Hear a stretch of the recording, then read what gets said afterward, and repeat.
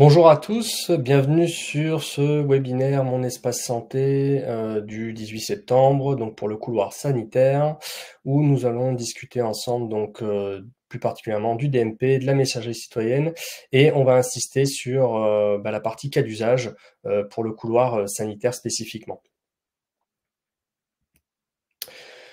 Donc quelques petites informations pratiques. Donc n'hésitez pas à poser vos questions dans le chat. Donc j'y répondrai alors soit à la fin d'une partie ou soit à la fin du webinaire pour pas perdre trop de temps. De toute façon, si toutes les questions n'ont pas pu être traitées, je les traiterai a posteriori et on reviendra vers vous. Donc n'hésitez pas également à vous inscrire aux prochaines sessions de webinaires organisées par IS. Donc vous avez le lien ici vers le catalogue des webinaires du semestre 2, donc de cette année.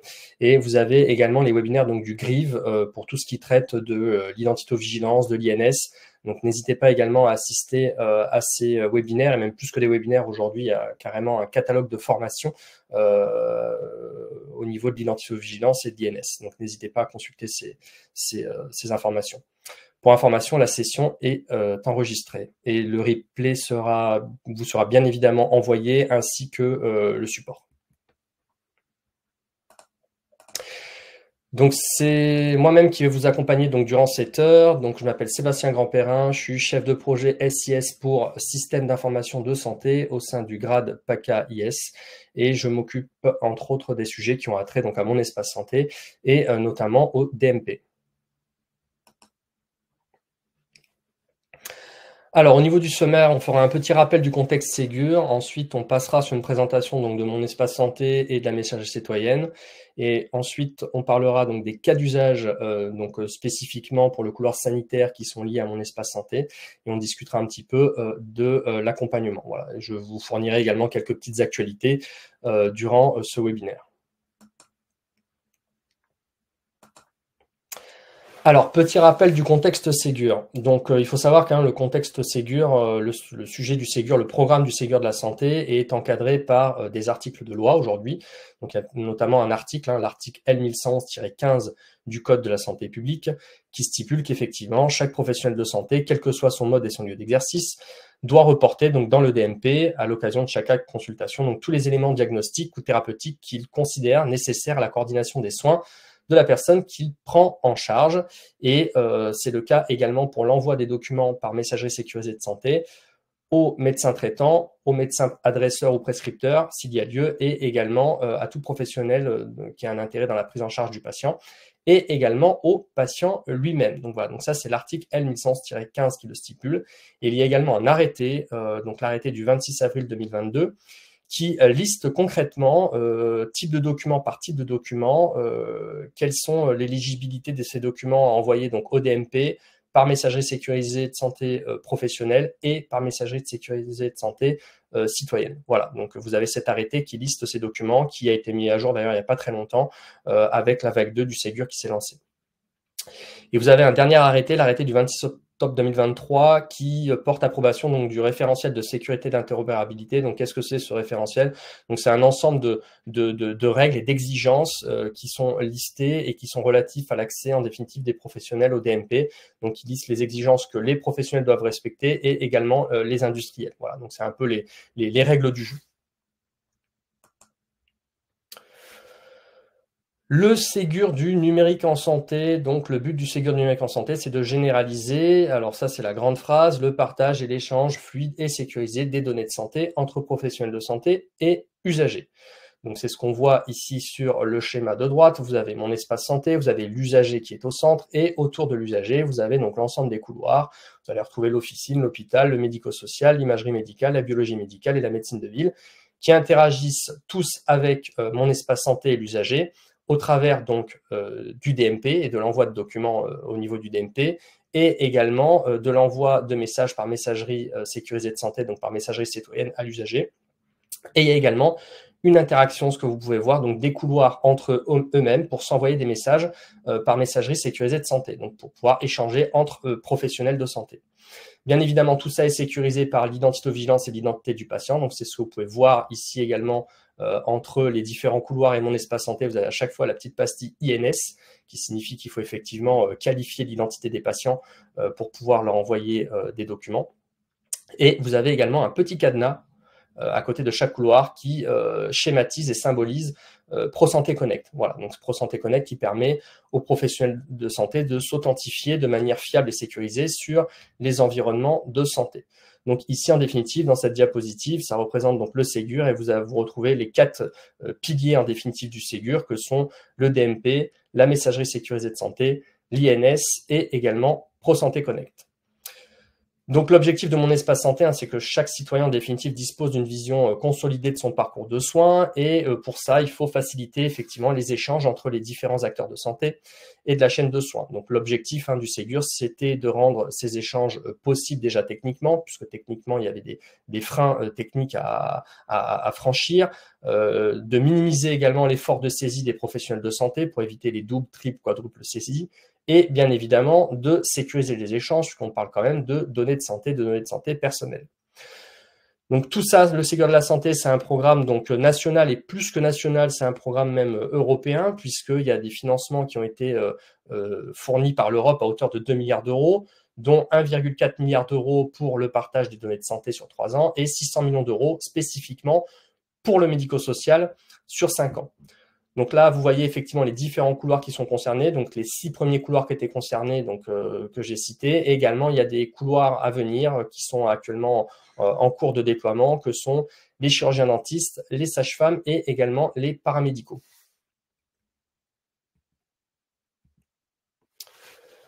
Présentation de mon espace santé. Donc, mon espace santé a été pensé pour être un service public numérique universel. Donc, c'est véritable carnet de santé numérique en définitive de l'usager.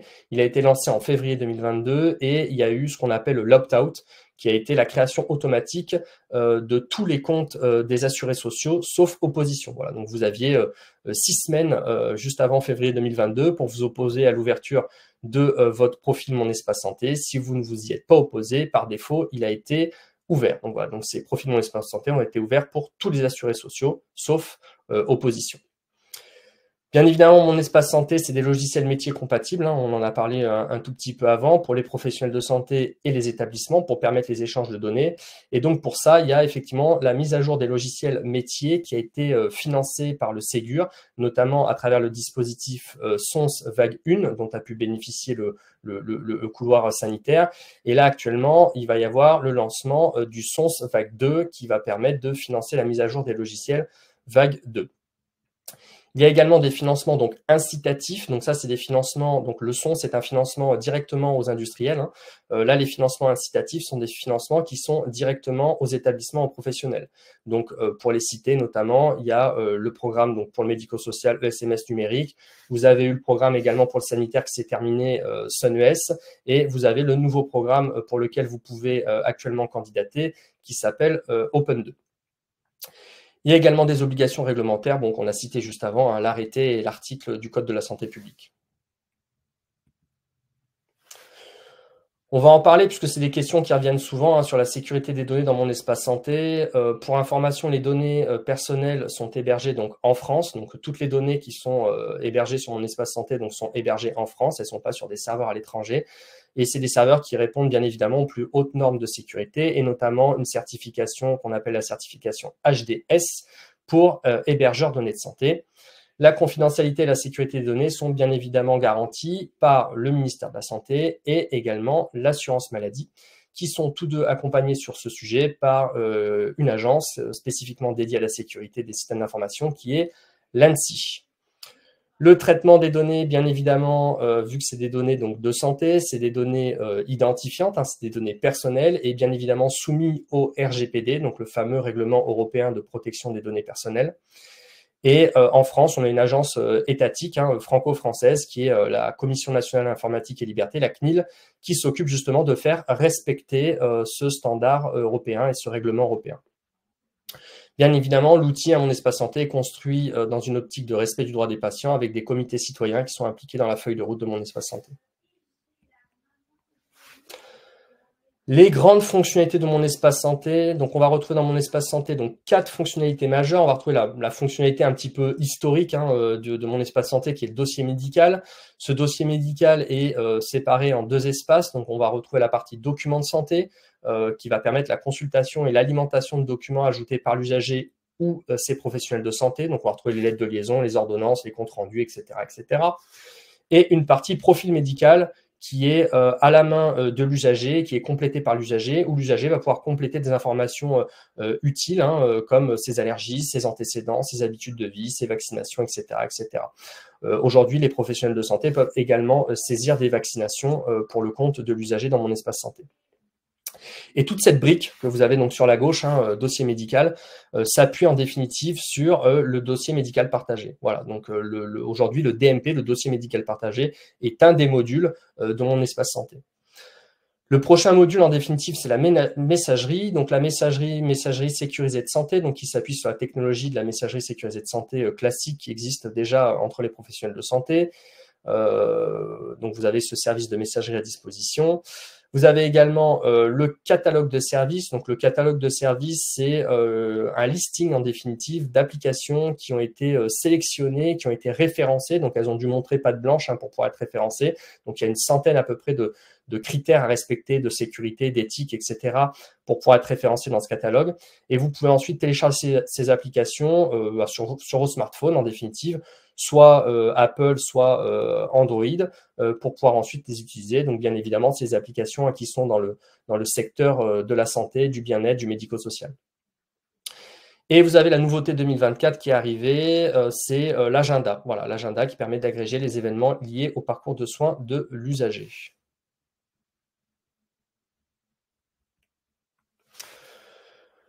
L'échange entre professionnels de santé et usagers, donc ce qu'il faut bien retenir, c'est que les professionnels de santé n'utilisent pas le service Mon Espace Santé. Donc en tant que professionnel de santé, vous allez utiliser Mon Espace Santé effectivement en tant qu'usager vous-même, parce qu'un professionnel de santé reste quand même un usager également du système de soins lui-même, mais en tant que professionnel de santé, lui, le professionnel ne va pas utiliser Mon Espace Santé directement. Mon Espace Santé est vraiment la plateforme, l'espace de santé dédié à l'usager. Donc l'usager, il va retrouver son dossier médical et sa messagerie dans Mon Espace Santé.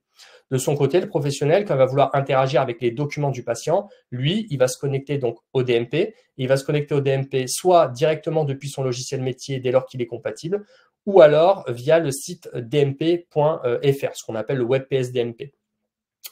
Pareil, pour pouvoir échanger des messages par messagerie sécurisée avec le patient, donc le professionnel de son côté va utiliser sa boîte aux lettres MS Santé pour pouvoir communiquer avec son patient.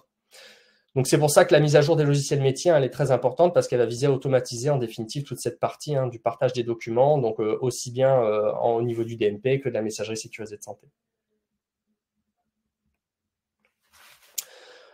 On va faire un focus sur les droits d'accès des professionnels de santé. Donc, un professionnel de santé autorisé peut bien évidemment donc consulter les documents contenus dans Mon Espace Santé. Alors, on ne consulte pas les documents comme on veut. Il y a une matrice d'habilitation qui existe et qui dit, en gros, tel professionnel de santé a le droit de consulter tel type de documents. Les médecins ont le droit de consulter certains types de documents, les infirmiers ont le droit de consulter certains types de documents, etc., etc. Voilà. En fonction de la profession, vous ne pouvez pas consulter tous les types de documents sur Mon Espace Santé. Bien évidemment, un professionnel peut déposer des documents et des informations utiles à la prise en charge. Et puis, comme on a vu avec l'article et l'arrêté, c'est ce qu'on lui demande, de les déposer, bien évidemment. Il peut supprimer un document. Alors ça, c'est une question qui revient souvent sur la suppression de documents. Il est important de noter que seul l'auteur du document peut supprimer le document. Voilà, donc un de vos collègues, etc., ne peut pas supprimer un document. C'est uniquement l'auteur du document qui est en capacité de supprimer un document qui a été déposé. Même le patient lui-même ne peut pas supprimer un document qui a été déposé par un professionnel de santé. Il va pouvoir le masquer, mais il ne va pas pouvoir le supprimer. C'est vraiment l'auteur qui peut le supprimer. Un professionnel de santé peut également masquer un document à la demande du patient, donc uniquement les documents dont il est l'auteur. Voilà, si par exemple le patient lui dit moi je veux pas que ce document soit visible par les autres professionnels de santé de la communauté médicale, il va pouvoir évidemment masquer ce document pour le compte du patient. Et il peut également rendre invisible un document au patient. Donc cette notion est importante, on va y revenir juste après parce qu'il va y avoir une évolution de cette fonctionnalité-là. L'objectif de l'invisibilisation de documents au patient, c'est par exemple dans l'attente d'une consultation d'annonce, en cas d'une annonce d'un diagnostic grave, type cancer, l'idée c'est d'envoyer le document qui soit masqué, donc invisible au patient, qui ne puisse pas en avoir connaissance, réaliser l'annonce au patient et ensuite désinvisibiliser le document au patient. Il peut également consulter donc l'historique des soins et la rubrique entourage et volonté, notamment la partie directive anticipée, et consulter également et ajouter une vaccination. Il y a des droits élargis aujourd'hui qui existent pour le médecin traitant et le professionnel de santé administrateur. Donc, le professionnel de santé administrateur, c'est le professionnel de santé qui est défini par l'usager. Donc, en tant qu'usager, vous pouvez définir dans mon espace santé un professionnel de santé que vous allez désigner, nommer vous-même en tant qu'administrateur. Donc, voilà, ce n'est pas automatique, hein, c'est une désignation. Le médecin traitant, aujourd'hui, effectivement, il a également ses droits par défaut de professionnel de santé administrateur. Sachez que ça va évoluer. Par défaut, le médecin traitant, prochainement, n'aura plus automatiquement les droits de professionnel de santé administrateur. Il pourra les avoir, mais uniquement si le patient les lui donne, donc c'est-à-dire définit son médecin traitant en tant que professionnel de santé administrateur. Cette fonctionnalité n'est pas encore en cours, donc aujourd'hui, le médecin traitant a par défaut des droits de professionnel de santé administrateur. L'administrateur, lui, il a les droits cités précédemment que vous avez sur la gauche, mais en plus de ça, il peut masquer également un ou plusieurs documents à la demande du patient. Donc voilà, donc même s'il n'est pas l'auteur de ces documents, il peut masquer des documents pour le compte du patient. Il peut bloquer l'accès à un professionnel de santé. Il peut également consulter l'historique de tous les accès au profil de mon espace santé de son patient. Et il peut également accéder, ça c'est important, aux documents que le patient a choisi de masquer. Donc si le patient a choisi de masquer certains documents à l'ensemble de la communauté des professionnels de santé, ben lui, le professionnel de santé administrateur, il pourra tout de même les consulter. Voilà pour cette partie sur les droits d'accès des professionnels de santé. Et on va insister sur le mécanisme de désinvisibilisation tout de suite. Alors, il va y avoir une évolution à revenir de ce mécanisme. Alors, désolé si j'ai du mal à le dire, c'est pas facile, de désinvisibilisation. Donc, concrètement, aujourd'hui, des documents sont présents dans mon espace santé, donc dans l'espace santé des patients, sans être visibles par l'usager, puisqu'ils ont été envoyés, versés à mon espace santé avec la fonctionnalité justement invisible patient, ce qui fait que le patient n'en a pas du tout connaissance et n'a pas l'information qu'il y a un document. Le stock de ces documents, donc ça c'est le problème en définitive, hein, c'est que le stock de ces documents invisibles aux patients, il augmente de plus en plus et les patients n'en ont pas connaissance. Et cela ne répond absolument pas à l'ambition de mon espace santé qui est de donner la main au patient. Et mon espace santé, c'est le carnet de santé numérique du patient. Donc il faut qu'il ait accès à ces données de santé. Et ça ne répond pas non plus à l'application de la loi Kouchner, effectivement, où le patient doit être informé de son état de santé.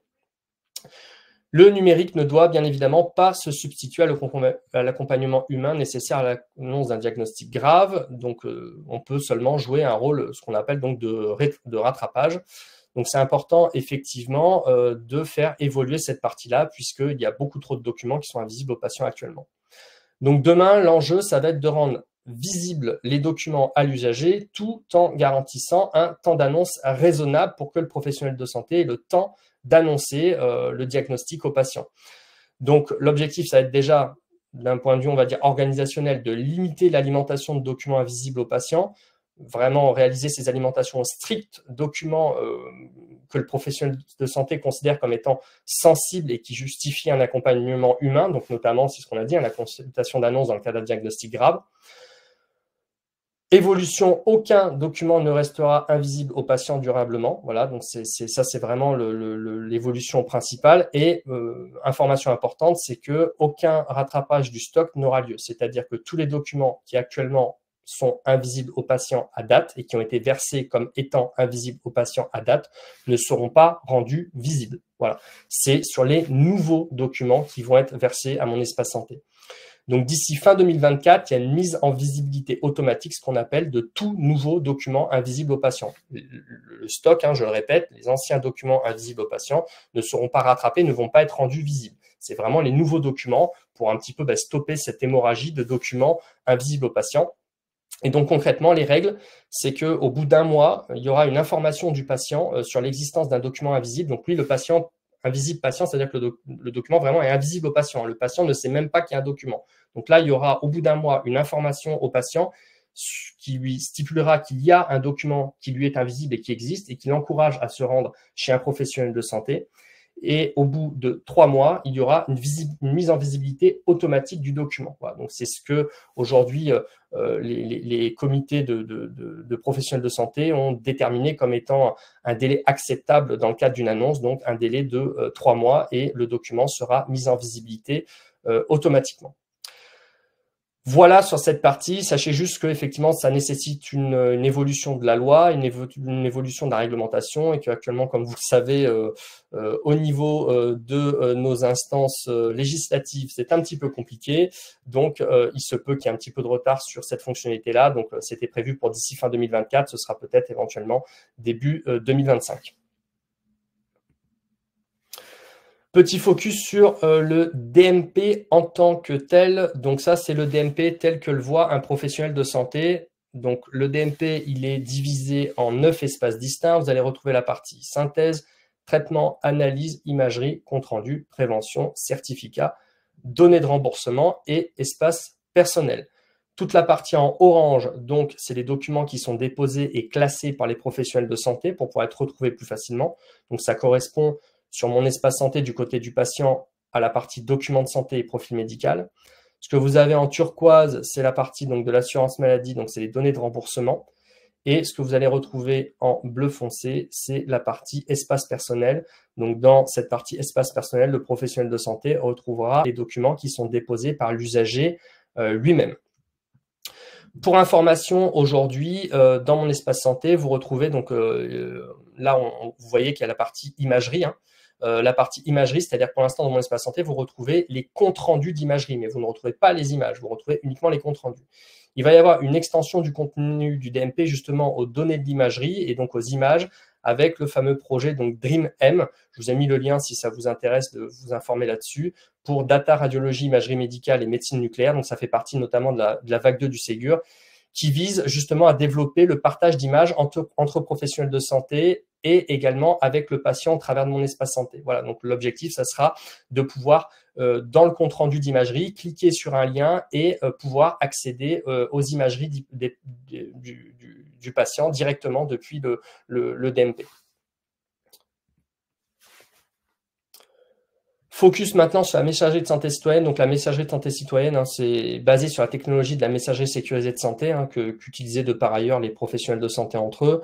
Donc c'est une messagerie qui a été pensée pour être sécurisée, bien évidemment, et facile d'usage, qui permet, bon, bien évidemment, l'envoi, la réception de pièces jointes, hein, comme une messagerie classique, à la différence près que celle-ci, elle est sécurisée et confidentielle. Pour échanger de son côté un usager, il doit avoir un profil Mon Espace Santé ouvert pour pouvoir recevoir un message et un profil Mon Espace Santé ouvert et également activé pour pouvoir répondre. Lorsqu'un message est émis vers un profil Mon Espace Santé, le professionnel de santé est averti avec un retour automatique lui signalant si l'espace santé est clôturé du patient. De son côté, le professionnel de santé, lui, pour interagir avec son patient, il doit bien évidemment avoir une boîte aux lettres messagerie sécurisée de santé. Et pour ça, pour interagir, il y a deux types de boîtes aux lettres qui existent. Les boîtes aux lettres MS Santé, donc nominatives, individuelles, qui sont rattachées à une personne, ou les boîtes aux lettres MS Santé, ce qu'on appelle d'équipes organisationnelles, qui sont par exemple rattachées à un service. Les règles de fonctionnement, très importantes, seul le professionnel de santé peut entamer une discussion avec l'usager. Voilà, donc l'usager ne peut pas, de sa propre initiative, contacter un professionnel de santé. Seul le professionnel de santé peut entamer une discussion. Il y a une petite exception qui a été faite pour les pharmacies. Aujourd'hui, un usager peut directement envoyer, par exemple, une ordonnance à sa pharmacie pour qu'elle puisse préparer la dispensation des médicaments avant son arrivée sur place. Le professionnel de santé, de son côté, il peut mettre fin aux échanges à tout moment en indiquant le mot « fin » en majuscule et entre crochets dans l'objet du message qui permet de clôturer la discussion avec le patient. Le patient ne pourra plus répondre à ces messages. Je vous ai mis une petite capture d'écran de la messagerie dans mon espace santé. Somme toute, hein, c'est un mailer hein, avec un objet. Vous pouvez ajouter des pièces jointes, un corps de message et ensuite vous pouvez envoyer votre message comme une boîte mail classique. À la différence près, je le précise qu'effectivement, là, c'est une messagerie donc, qui est dans l'espace de confiance MS Santé, qui est donc sécurisée et confidentielle. J'ai choisi quand même de vous faire un petit focus sur l'agenda de mon espace santé, puisque c'est une nouveauté là, de 2024 qui était attendue depuis longtemps, puisqu'elle était annoncée depuis pas mal de temps, et ça avait pris un petit peu de retard. Donc, mon espace santé s'enrichit de cette fonctionnalité, en définitive, d'agenda qui permet de pooler et de garder informé l'usager sur ses rendez-vous de prévention et ses examens clés qu'il doit réaliser. Donc aujourd'hui, vous allez retrouver dans cet agenda les 20 examens obligatoires de l'enfant, notamment de 0 à 16 ans, les examens bucco-dentaires qu'on appelle MT-dents. Vous allez retrouver également les examens bucco-dentaires annuels, puisqu'il est conseillé pour les adultes de faire effectivement au moins une visite d'un chirurgien dentiste par an. Le dépistage du glaucome à partir de 45 ans. Les bilans prévention également, c'est nouveau. Alors, je ne sais pas si vous avez vu d'ailleurs les pubs en ce moment qui passent à la télévision qui parlent justement de ces bilans de prévention aux âges clés de la vie et qui conseillent justement aux usagers d'aller consulter un professionnel de santé avec ces bilans pour faire ces bilans prévention. Et si vous vous connectez sur votre profil Mon Espace Santé aujourd'hui, si vous avez justement des âges, vous êtes dans ces tranches d'âge clés de la vie, il va vous être proposé justement de remplir en ligne ce bilan prévention sur votre profil Mon Espace Santé et ensuite de l'imprimer et de contacter un professionnel de santé pour pouvoir avoir des conseils sur l'amélioration de votre qualité de vie, votre quotidien, vos habitudes de vie, etc., etc. Et on va retrouver également dans cet agenda Mon Espace Santé, bien évidemment, les dates pour les vaccinations et les rappels de vaccination obligatoires et recommandés. Si vous voulez avoir plus d'informations, il y a un communiqué de presse de l'assurance maladie qui est à disposition.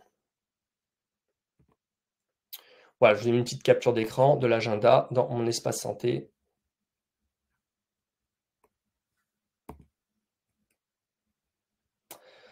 On va parler maintenant des cas d'usage. Donc maintenant qu'on a un peu fait une petite présentation globale de Mon Espace Santé, on va insister un peu plus sur les cas d'usage autour de Mon Espace Santé et de la messagerie de santé citoyenne.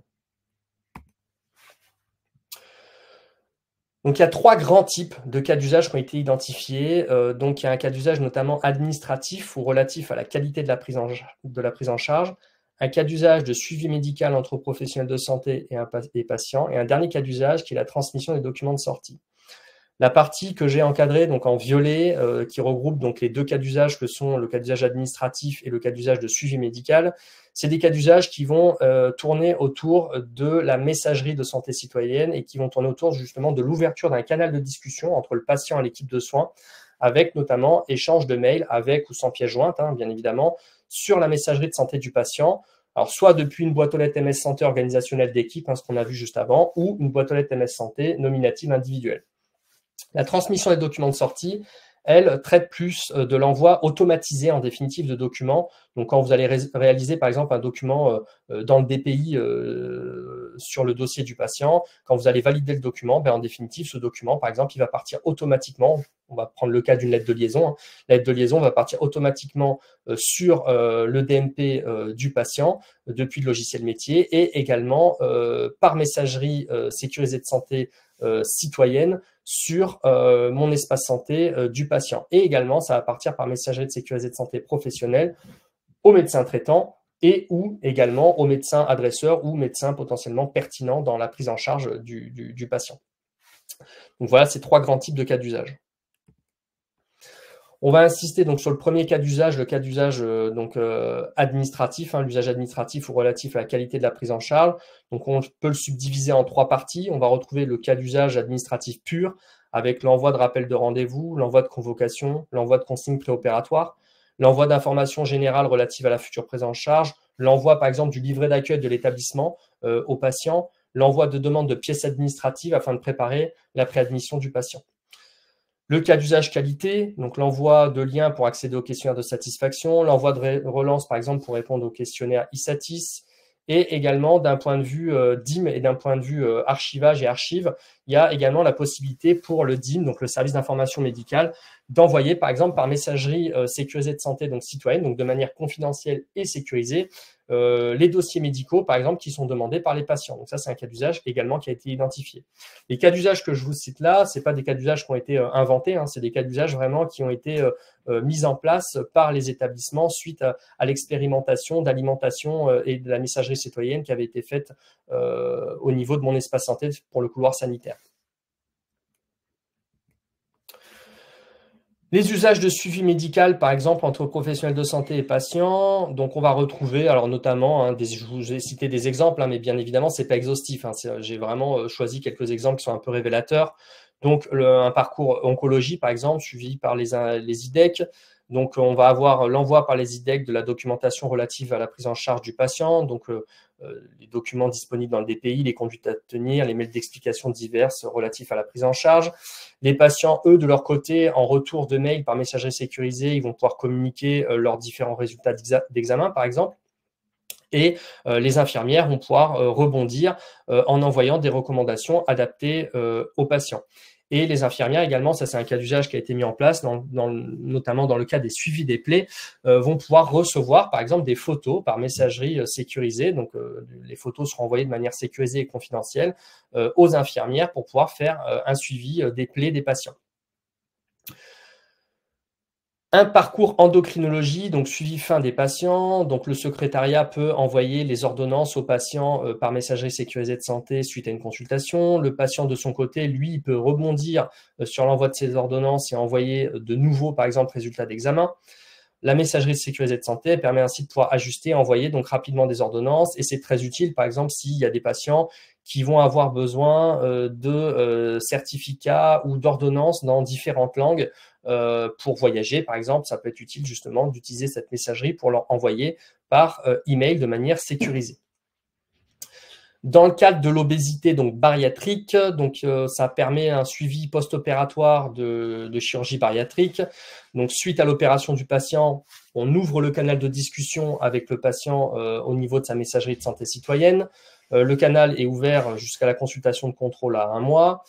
Ça va permettre d'envoyer les comptes rendus opératoires aux patients pour qu'ils puissent les consulter.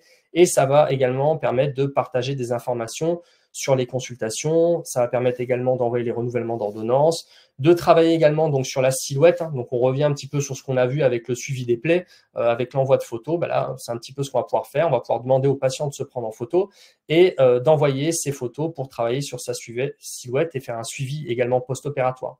Voilà, et ça va permettre également au patient d'éventuellement poser certaines questions ou lui donner certaines informations dans le cadre de son suivi et de sa prise en charge.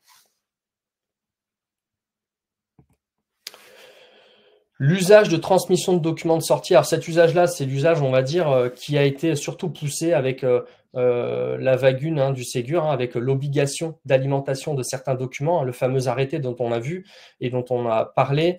Donc, c'est la transmission des documents médicaux. Donc ça, cette partie, elle est transverse un petit peu à tous les services. Donc, on va avoir la transmission. Alors, c'est pas exhaustif, puisque bien évidemment, il y a l'arrêté et il y a aussi ce que vous souhaitez faire et que vous considérez comme pertinent à envoyer au patient. Donc, il y a la transmission de la lettre de liaison, transmission de compte rendu opératoire, ordre de sortie, documents relatifs, par exemple, au DM implantable.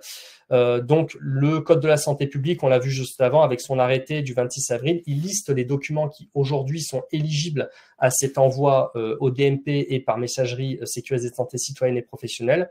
Mais un conseil que je vous donne, et je vous invite vivement à ne pas vous arrêter seulement aux documents obligatoires et listés dans l'arrêté. L'idée un petit peu de mon espace santé, il ne faut pas perdre de vue cette idée.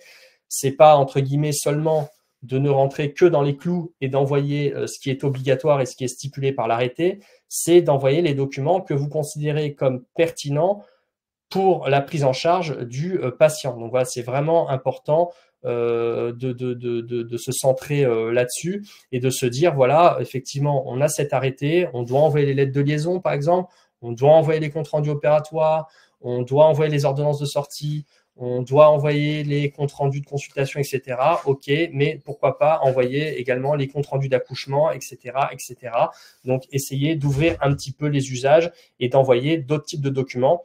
Si vous n'avez pas forcément d'idée sur les types de documents que vous pouvez envoyer à mon espace santé, en plus des documents qui sont listés par l'arrêté, je vous invite à cliquer donc sur la matrice d'habilitation, qui est ce gros document qui va lister l'ensemble des informations et des types de documents que vous pouvez envoyer au DMP. Ça peut vous donner des idées sur des types de documents que vous n'avez pas forcément pensé à envoyer et que vous allez pouvoir envoyer au DMP et à mon espace santé. Donc, voilà, donc n'hésitez pas à consulter cette matrice d'habilitation qui est publique et disponible.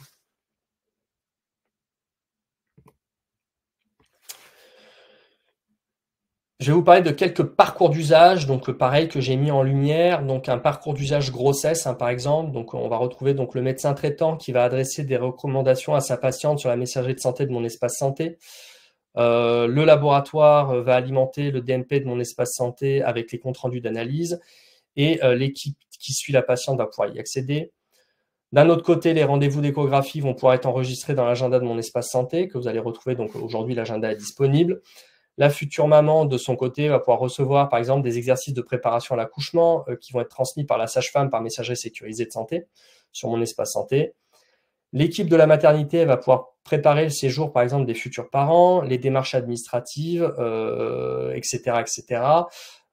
Et ça va pouvoir être, par exemple, l'usage d'une application qui est référencée sur mon espace santé. Et le compte-rendu d'accouchement va pouvoir être enregistré donc dans le DMP, versé au DMP et envoyé également potentiellement par messagerie sécurisée de santé citoyenne aux patients et aux médecins traitants. Donc voilà, vous avez un parcours d'usage ici typique de grossesse, de suivi effectivement de la parturiente tout au long de sa prise en charge.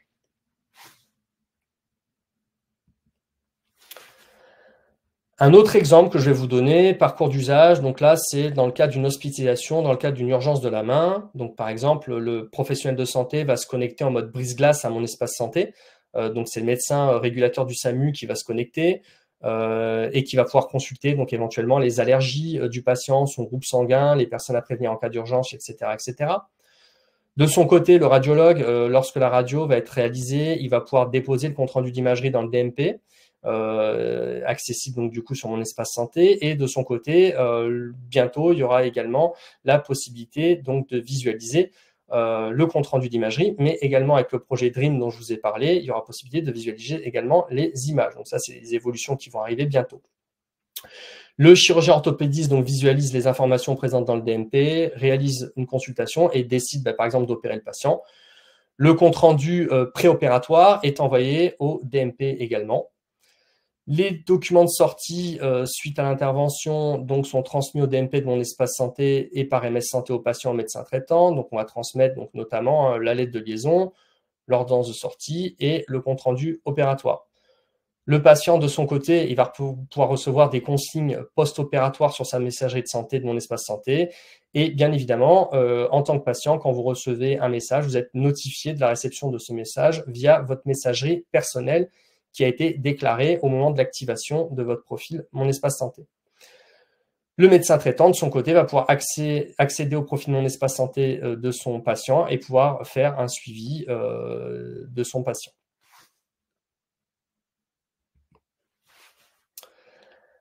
Un dernier cas d'usage, échange par exemple tout simple médecin-patient. Donc, il va y avoir par exemple une première visite d'un infirmier. Le patient autorise l'infirmier à consulter son dossier médical donc dans mon espace santé. Les prescriptions antérieures vont être accessibles dans le DMP ainsi que le suivi derrière qui a été fait. Ça va permettre effectivement à l'infirmier de prendre connaissance de l'historique du patient et de l'équipe qui l'a prise en charge. L'infirmier derrière va pouvoir solliciter par exemple un avis médical, donc un avis du médecin traitant, et il va pouvoir échanger donc l'infirmier avec le médecin au travers de la messagerie sécurisée de santé. Donc là, c'est un cas d'usage d'échange entre professionnels de santé. Et en complément de ces échanges avec l'infirmier, le médecin traitant va pouvoir adresser des recommandations, par exemple à son patient sur sa messagerie de santé de mon espace santé. Le patient accompagné de l'infirmier va pouvoir, donc on revient sur le cas d'usage effectivement que je vous ai présenté un petit peu avant, le cas d'usage des plaies, qui est un cas d'usage qui a été assez plébiscité justement par les établissements. Donc le patient accompagné de l'infirmier va pouvoir adresser des photos de ses plaies, par exemple au médecin pour le suivi. Et le médecin va pouvoir décider, par exemple, de réaliser une téléconsultation avec l'aide de l'infirmier pour adapter le traitement. Voilà, donc ça, c'est un type de cas d'usage qui potentiellement pourrait également vous intéresser.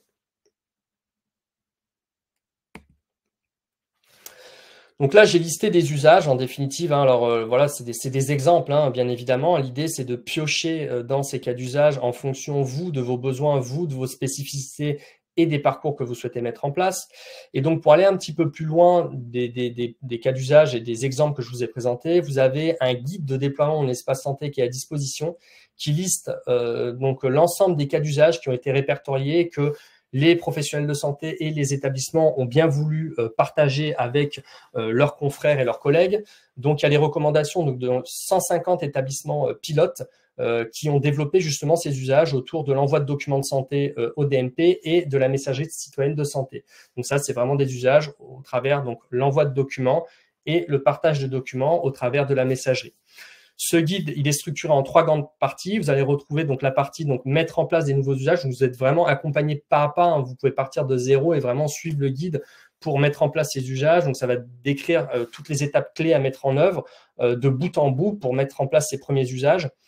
Bien évidemment, hein, pour mettre en place des usages, il faut sensibiliser et il faut former le personnel à mon espace santé. Ça, il suffit pas de dire on va mettre en place des usages, bien évidemment que non. Il faut bien évidemment également accompagner le personnel au sein de l'établissement. Donc, il faut leur expliquer voilà ce que c'est, ce que ça va changer, comment en parler, etc.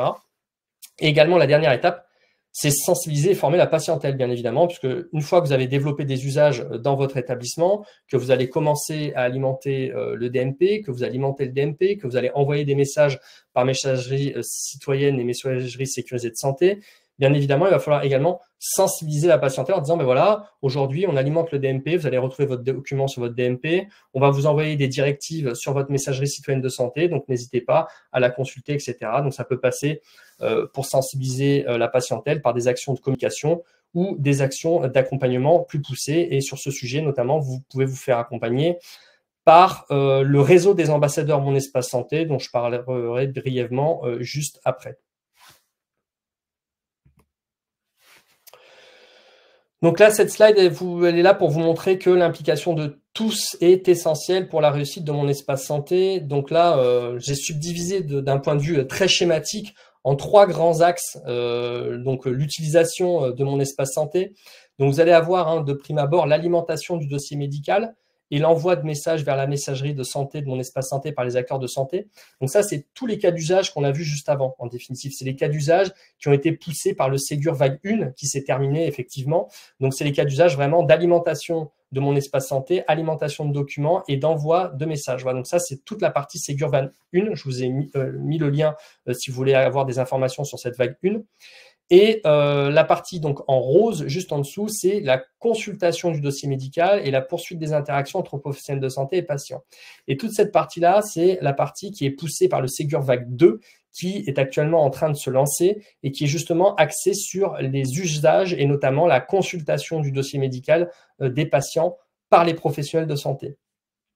Et en fil rouge, transverse à tout ça, à ce Ségur vague 1 qui est axé sur les professionnels de santé, ce Ségur vague 2 qui est également axé sur les professionnels de santé, vous allez voir vraiment en fil rouge la partie, on va dire, qui est dédiée aux usagers et aux patients, qui va être l'activation et l'alimentation de leur profil médical par les usagers de mon espace santé. Voilà, donc on est vraiment sur une logique un peu tripartite où il faut alimenter mon espace santé, il faut envoyer des messages sur la messagerie sécurisée de santé, mais derrière, il faut également que les professionnels de santé consultent les dossiers médicaux des patients, échangent avec les patients, et de manière transverse, il faut également que les patients jouent le jeu, il faut que les patients activent leur profil Mon Espace Santé, et il faut également qu'ils alimentent eux-mêmes leur profil médical avec leurs allergies, etc. etc.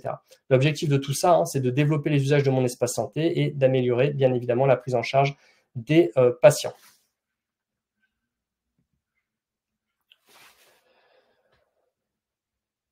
Je vais vous parler maintenant de l'expérimentation, consultation de mon espace santé en établissement de santé. Donc là, on a vu juste avant, là, tous les cas d'usage qu'on a vus, c'était les cas d'usage qui étaient liés à l'alimentation de mon espace santé et aux échanges par messagerie sécurisée de santé. Donc là, l'envoi de messages aux patients et aux professionnels de santé.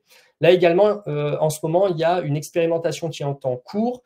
Donc pour le couloir sanitaire spécifiquement, il y a 19 établissements pilotes répartis dans 7 régions. Donc c'est une expérimentation qui s'est lancée en avril 2024 qui vise à préparer justement l'arrivée de cette fameuse vague 2 dont j'ai parlé juste avant, qui va être axée sur la consultation du dossier médical sur mon espace santé et qui est axée justement sur l'usage et les organisations.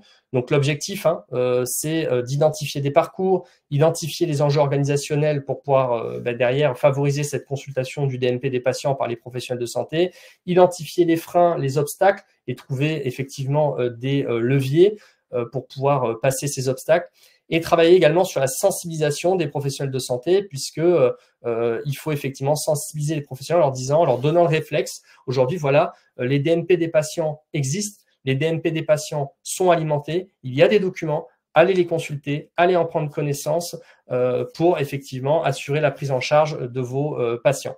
Et bien évidemment, on en a parlé juste avant, mais c'est sensibiliser aussi les usagers. Il faut que les usagers jouent le jeu et aillent également partager des informations sur le profil Mon Espace Santé.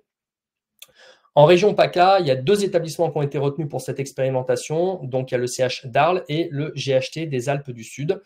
L'expérimentation, pour information, elle va se clôturer bientôt. Elle va se clôturer en octobre 2024. Il y a un webinaire de retour d'expérience finale qui va être organisé par l'ANS, donc l'Agence du numérique en santé, en principe en fin d'année. Alors, je ne sais pas si c'est octobre ou novembre, ils n'avaient pas encore exactement la date. En attendant, il y a un replay qui est disponible, donc je vous invite à le consulter si vous voulez avoir des informations sur cette expérimentation des consultations de Mon Espace Santé. Donc, c'est le replay du webinaire des retours d'expérience intermédiaires qui date du 9 juillet 2024 et je vous ai mis le lien pour pouvoir le consulter. Si vous ne faites pas partie d'expérimentation, puisque là, on peut voir en PACA, il y a 2 établissements qui font partie de cette expérimentation, le CH d'Arles et le GHT des Alpes du Sud. Mais si vous en tant qu'établissement de santé, vous ne faites pas partie de cette expérimentation, il y a un questionnaire qui a été mis à disposition par l'ANS pour tous les professionnels de santé qui consultent le DMP. L'objectif, effectivement, avec ce questionnaire, c'est recueillir un petit peu leur avis, leur retour, leurs sentiments, leur usage qu'ils ont effectivement de cette consultation du DMP. Et donc, vous avez ce questionnaire à disposition. Donc, n'hésitez pas à le partager au sein de vos établissements. Ce questionnaire, vous aurez le lien à disposition. N'hésitez pas à le partager pour qu'il puisse nous faire de retour. Plus il y aura de retours sur l'usage de la consultation du DMP au niveau de l'ANS, effectivement, plus derrière, on pourra et l'ANS pourra adapter les parcours proposés aux établissements. Je vous ai mis, donc si vous avez besoin de plus d'informations, la boîte à outils de Mon Espace Santé qui est dédiée à l'expérimentation justement des consultations. Je vous ai mis le lien dans la présentation. Au niveau de l'accompagnement, donc je vous ai parlé juste avant, la fameuse boîte à outils Mon Espace Santé qui est dédiée aux établissements de santé. Alors, je vous invite vraiment, et alors c'est pas histoire de le dire parce que ça me fait plaisir ou histoire de le dire parce que je dois le dire, parce que vraiment, je vous invite vraiment à consulter cette boîte à outils parce qu'il y a énormément d'informations qui vont pouvoir vous aider à déployer Mon Espace Santé, à développer les usages dans vos établissements. Vous allez avoir des informations fonctionnelles, organisationnelles, technique. Donc, n'hésitez pas réellement à consulter cette boîte à outils Mon Espace Santé. Vous allez avoir des flyers, vous allez avoir des affiches, vous allez avoir des contenus pour sensibiliser les pros, pour sensibiliser les usagers. Donc, n'hésitez pas vraiment à consulter cette boîte à outils. Vraiment, elle est extrêmement bien faite. Elle est gérée par l'ANS et vous avez vraiment, elle est mise à jour très régulièrement et vous avez vraiment des contenus très intéressants. Je vous mets également un numéro qui n'est pas forcément toujours bien connu, c'est le 3608. Donc le 3608, c'est un service donc gratuit qui permet d'accompagner les établissements et les professionnels de santé à l'usage du DMP. Donc attention, ce numéro est spécifiquement dédié et réservé aux professionnels de santé. Donc c'est un numéro géré par l'assurance maladie, spécifiquement dédié aux professionnels de santé pour qu'ils puissent contacter l'assurance maladie s'ils ont des problèmes quant à l'usage du DMP. Donc, si vous ne comprenez pas comment utiliser le DMP, vous avez des problèmes d'utilisation du DMP dans la navigation au sein du DMP, vous avez ce numéro qui est à disposition des professionnels de santé.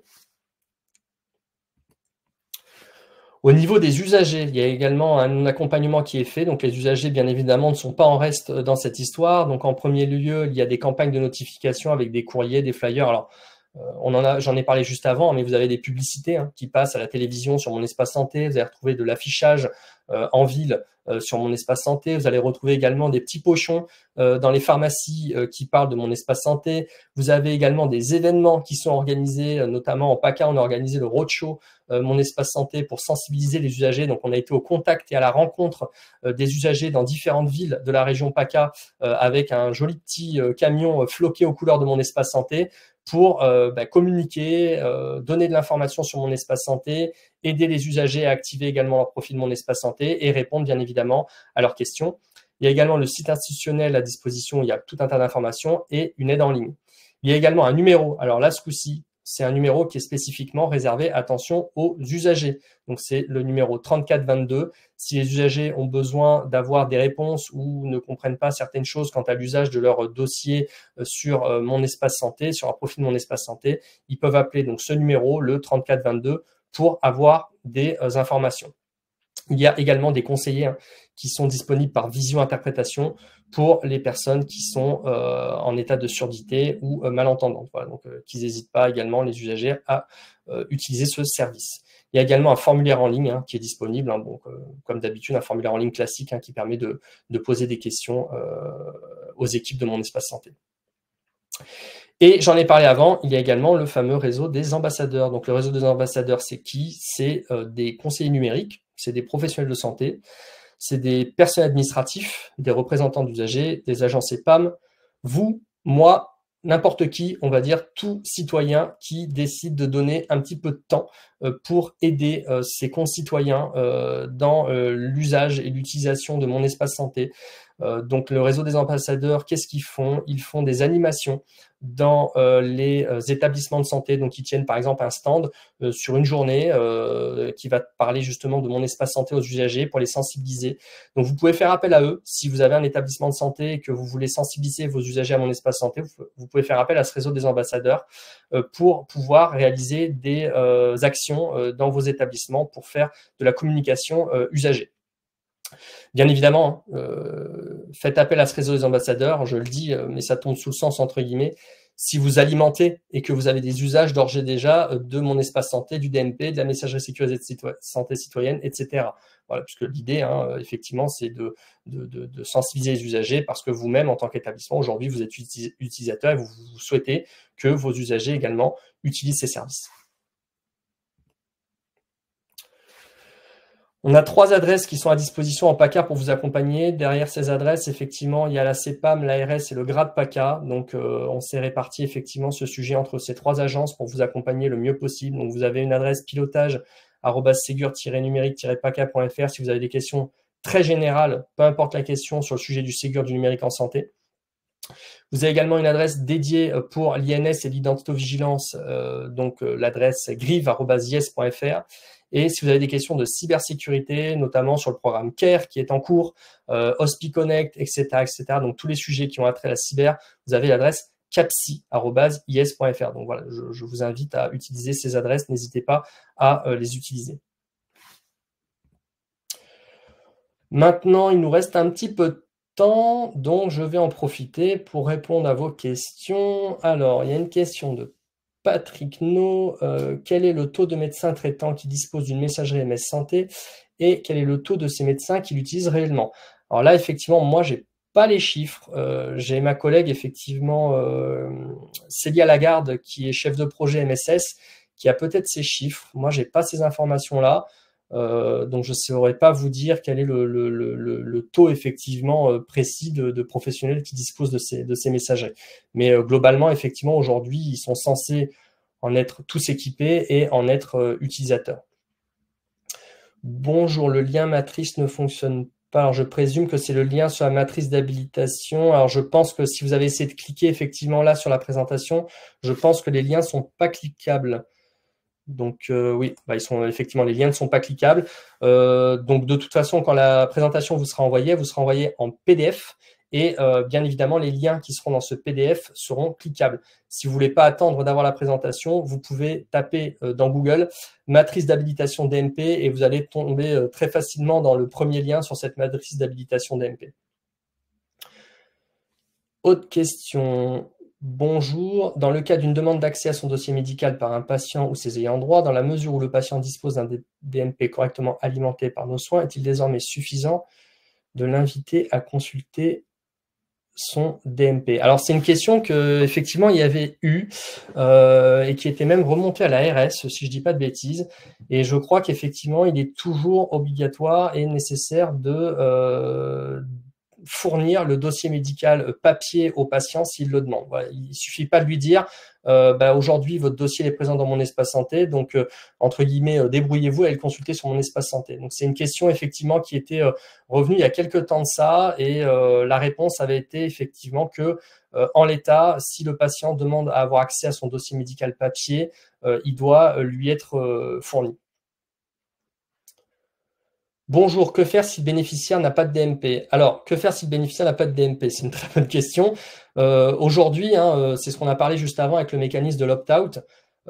Tous les DMP et donc tous les profils Mon Espace Santé, parce qu'aujourd'hui, vous ne pouvez pas avoir un DMP sans Mon Espace Santé, vous ne pouvez pas avoir un Mon Espace Santé sans DMP. Vous avez bien compris que le DMP et Mon Espace Santé sont 2 éléments intimement liés. Aujourd'hui, avec le mécanisme d'opt-out, il y a à peu près, je crois, aux dernières news, c'était plus de 95% des assurés sociaux en France qui disposent d'un DMP. Donc, c'est quand même énorme. Donc, il reste effectivement des personnes qui n'ont pas de DMP. Alors, ils ne vont pas avoir de DMP pour plusieurs raisons. Quand il y a eu le mécanisme d'opt-out en février 2022, il y a des patients qui ont choisi de refuser l'ouverture de leur DMP. Et donc là, effectivement, s'ils ont choisi de refuser, que faire si le bénéficiaire n'a pas de DMP? À moins que vous arriviez à le convaincre de l'ouvrir, c'est un peu compliqué parce qu'effectivement, s'il l'a fermé de sa propre initiative, c'est son choix et il faut effectivement le respecter. D'un autre côté, il y a des usagers également qui vont avoir fermé et clôturé de leur propre initiative leur profil de Mon Espace Santé. Donc, il y a des usagers qui, par exemple, ne se sont pas opposés à l'ouverture de leur profil de Mon Espace Santé en février 2022 et puis qui finalement ont réfléchi et se sont dit non, finalement, ça ne m'intéresse pas, je vais le fermer. Et ils en ont tout à fait le droit. Ils ont tout à fait le droit de le clôturer et ils l'ont clôturé. Donc, effectivement, là, c'est le même cas. Ces patients-là, ils ont le droit, c'est leur choix, c'est tout à fait leur droit de clôturer leur profil de Mon Espace Santé. Et enfin, il y a un dernier cas, il y a un cas effectivement un petit peu plus alambiqué, entre guillemets, c'est-à-dire que quand les profils de Mon Espace Santé des patients, enfin des assurés sociaux ont été ouverts en février 2022, avant cette ouverture, il y avait ce fameux droit d'opposition pendant 6 semaines. Et ce droit d'opposition, comment il a été exercé? En fait, l'assurance maladie a pris les adresses mail dont elle disposait. Elle a contacté tous les assurés sociaux de France dont elle disposait d'une adresse mail pour les informer qu'ils avaient ce droit d'opposition pendant 6 semaines. Quand ils n'avaient pas d'adresse mail, elle les a contactés par courrier.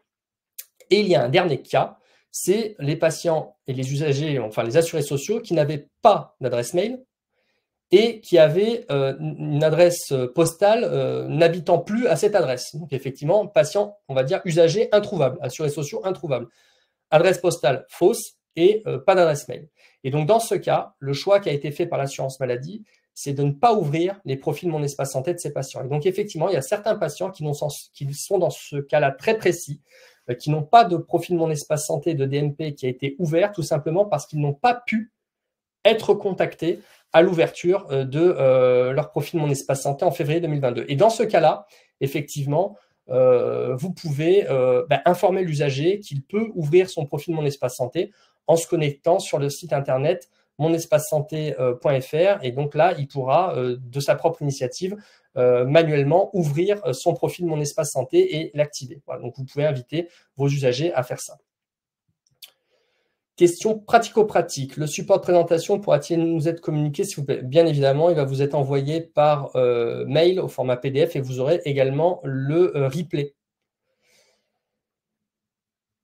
Y a-t-il des recommandations d'usage pour les personnes sous protection juridique? Alors, les recommandations, c'est compliqué. Alors ça, c'est un vaste sujet. C'est même un sujet qui est encore débattu, pour vous dire, dans les plus hautes sphères au niveau de l'ADNS, donc la délégation du numérique en santé, et de l'ANS, donc de l'agence du numérique en santé, puisqu'effectivement, le sujet des personnes sous protection est encore en travaux. Je sais qu'il y avait encore des tractations et des discussions dans les plus hautes sphères, justement, pour pouvoir traiter ce sujet. Il y a un document, si vous allez sur la boîte à outils Mon Espace Santé, vous allez retrouver un document qui liste justement toutes les possibilités et les droits qui sont relatifs à l'usager. Donc là, moi, je ne vais pas tous vous les citer parce que vraiment, il y en a une quantité assez impressionnante. Et en plus, en fonction des cas, si c'est un majeur sous tutelle, curatelle, etc., vous allez avoir des possibilités différentes. Donc, si j'arrive à retrouver le lien, je vais vous l'envoyer tout de suite. Alors, une petite seconde. Je vais essayer de retrouver ce lien. Puisque je sais que c'est une question qui revient souvent, mais la question est tellement difficile à traiter que... donc voilà, je vous remets le lien ici de la boîte à outils. Je vous le mets dans le chat. Et je vous mets également le lien dont je vous ai parlé, le détail des droits et des règles d'accès à Mon Espace Santé. Et vous aurez du coup toutes les informations pour les personnes du coup dans ces cas-là.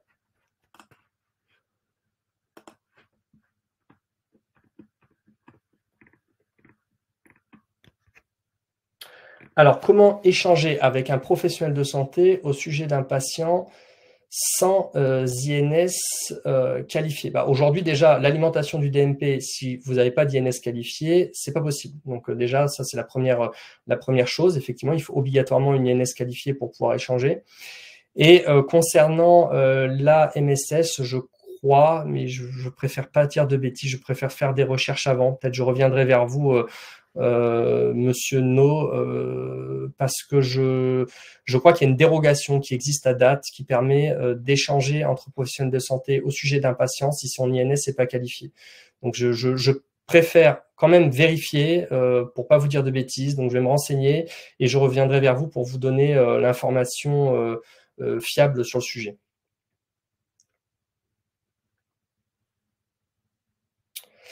Alors nos patients ont parfois des troubles cognitifs. Y a-t-il des cas d'usage pour ce type de patients qui ne sont pas forcément sous protection juridique?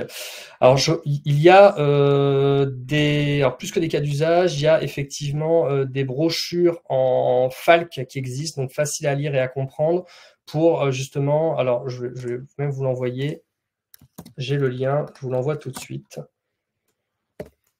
Voilà, il y a un dépliant facile à lire et à comprendre et qui a été mis à disposition par l'ANS pour justement essayer d'expliquer avec des images et des mots simples justement ce qu'est mon espace santé et à quoi ça sert et quel en est l'usage. Voilà, donc c'est un dépliant qui a été mis à disposition.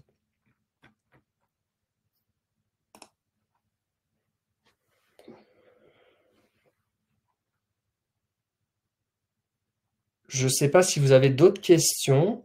Je regarde un petit peu s'il y a d'autres questions que j'ai loupées. Je ne sais pas, Julie, si tu en vois, s'il y a des questions que j'ai loupées. Non, je crois pas. Attends, je vérifie. Je crois pas.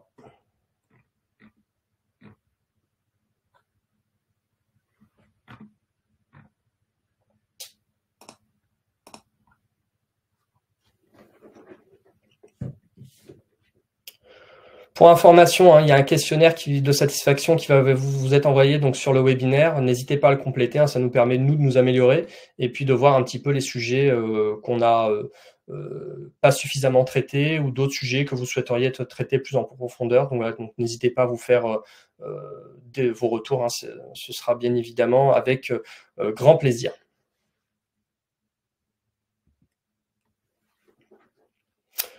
Voilà, si on a fait le tour, il n'y a pas d'autres questions. Il est 12h04, on a 4 petites minutes de retard, mais bon, c'était important de répondre, je pense, à toutes les questions.